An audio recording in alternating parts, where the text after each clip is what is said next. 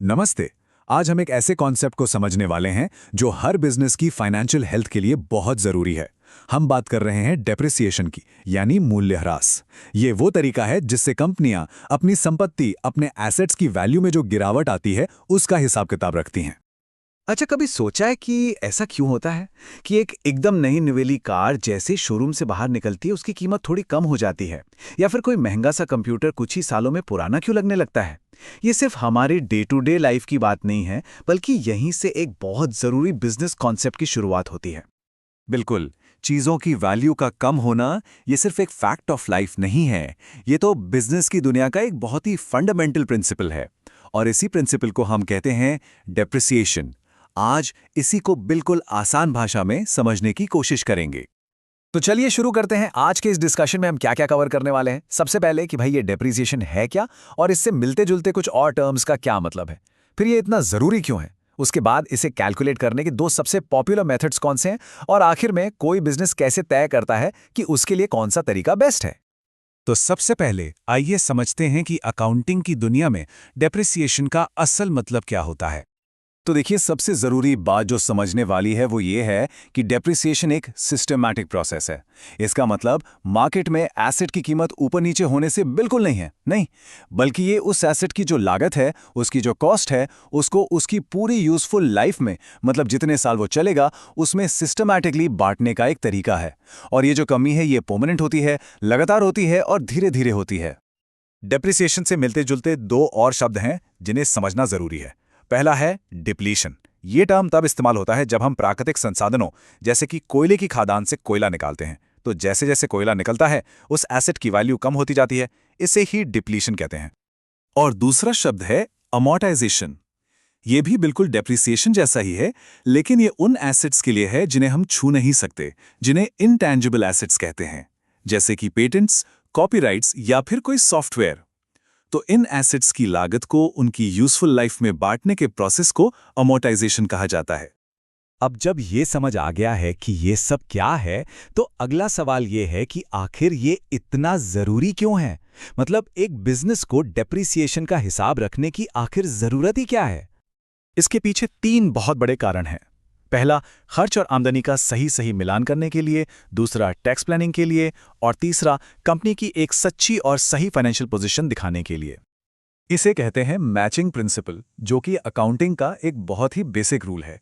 अब जरा सोचिए, अगर कोई मशीन है जो 10 साल तक बिजनेस को कमा कर देने वाली है, तो क्या ये सही होगा कि उसकी पूरी कीमत को पहले ही साल के खर्चे में दिखा दिया जाए?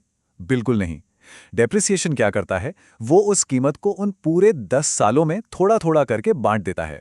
इससे हर साल के मुनाफे का जो हिसाब है वो ज्यादा एक्यूरेट, ज्यादा सही निकलता है।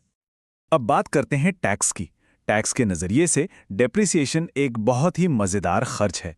ये एक ऐसा खर्च है जिसके लिए कंपनी की जेब से असल में कोई कैश बाहर नहीं जाता, पर फिर भी वो इसे अपनी आमदनी से घटा सकती है।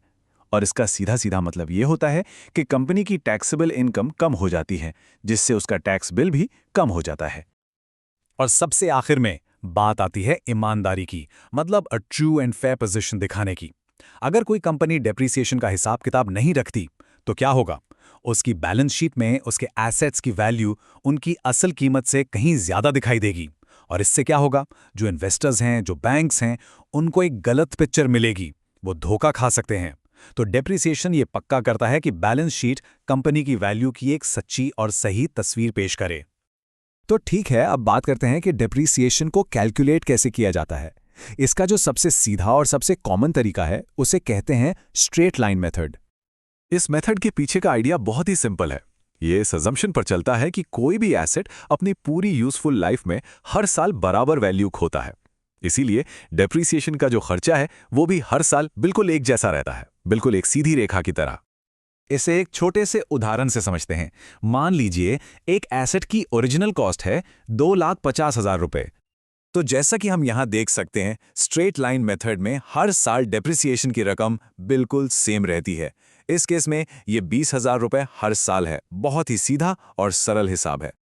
अब चलते हैं दूसरे तरीके पर, जिसे हम कहते हैं रिटन डाउन वैल्यू मेथड या लिखित मूल्य विधि। अब ये मेथड स्ट्रेट लाइन मेथड से थोड़ा अलग है। ये इस आइडिया पर काम करता है कि कोई भी एसेट अपने शुरुआती सालों में ज्यादा तेजी से अपनी वैल्यू खोता है। इसलिए इसमें डेप्रिसिएशन की कैलकुलेशन एसेट की ओरिजिनल कॉस्ट पर नहीं होती, बल्कि हर साल उसकी जो घटी हुई कीमत होती है, जिसे हम रिटन डाउन वैल्यू या बुक वैल्यू कहते हैं, उस पर की जाती है। चलिए इस मेथड को भी एक उदाहरण से समझते हैं। मान लीजिए एक एसेट की ओरिजिनल कॉस्ट है 2 लाख रुपए। अब यहां देखिए ये स्ट्रेट लाइन मेथड से कितना अलग है।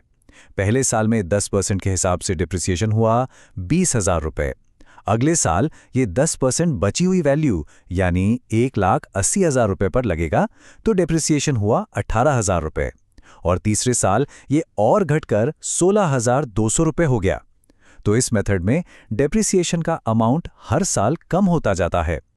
तो अब बड़ा सवाल यह है कि एक बिजनेस इन दोनों में से कौन सा तरीका चुनेगा। इसका जवाब इस बात पर निर्भर करता है कि एसेट किस तरह का है और उसका इस्तेमाल कैसे हो रहा है। अब ये टेबल इन दोनों तरीकों को साइड बाय साइड कंपेयर करने में बहुत मदद करेगी। देखिए, स्ट्रेट लाइन मेथड में चार्ज का आधार क्या है? Original cost. और हर साल चार्ज कैसा रहता है? बिल्कुल फिक्स्ड, एक जैसा। ये उन एसेट्स के लिए अच्छा है जिनकी रिपेयर कॉस्ट कम होती है, जैसे बिल्डिंग्स या पेटेंट्स। वहीं दूसरी तरफ रिटर्न डाउन वैल्यू मेथड में चार्ज का आधार क्या है? बुक वैल्यू, जो हर साल बदलती रहती है, और एनुअल चार्ज वो साल दर साल घटता जाता है। मजे की बात यह है कि टैक्स अथॉरिटीज इसी मेथड को रिकॉग्नाइज करती हैं, और ये उन एसेट्स के लिए ज्यादा सूटेबल है जो टेक्नोलॉजी के बदलने से जल्दी पुरानी हो जाती हैं, जैसे मशीनरी या गाड़ियां।